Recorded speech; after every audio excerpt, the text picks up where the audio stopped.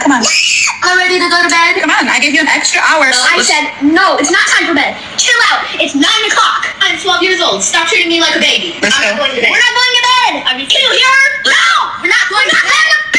No, what do you not understand? Okay, fine. Okay, fine. Abikilewi. Is that what she said? Is that the end of it? Ah. You know, it's not too late for the kids to go back to where they came from, right? It's never too late. We don't advocate for violence, but the children, yes.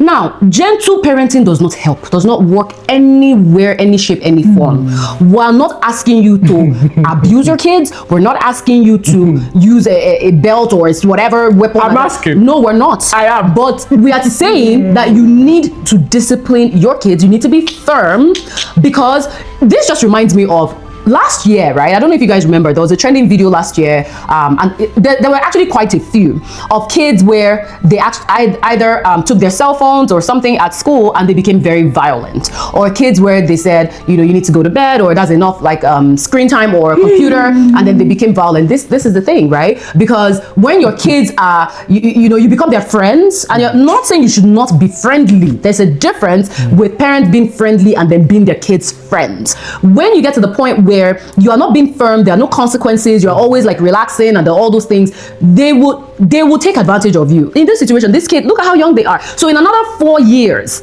she's gonna get a beat down. You cannot, and these are people that will go and question authority tomorrow. These are people that maybe you know, the cops pull them over or there's something. I'm not saying that they aren't crooked cops or not, but that's not what this video is about.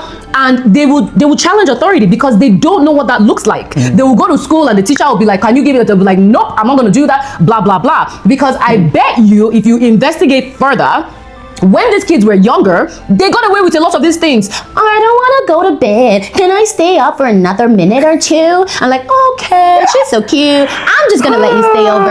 And then it got to this point. This is why, even right now in 2026, we are dealing with school avoidance almost as a mental health issue at this point. Because parents have sat back, and not all parents, but a lot of parents, when their kids say, oh, mom, I don't want to go to school.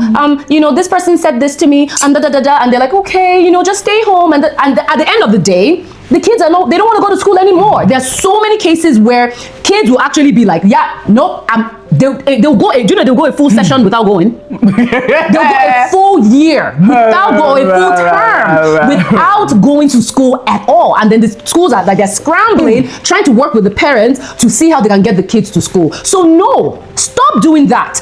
Be your children's parent. Stop being their friends. Put your foot down. You better put that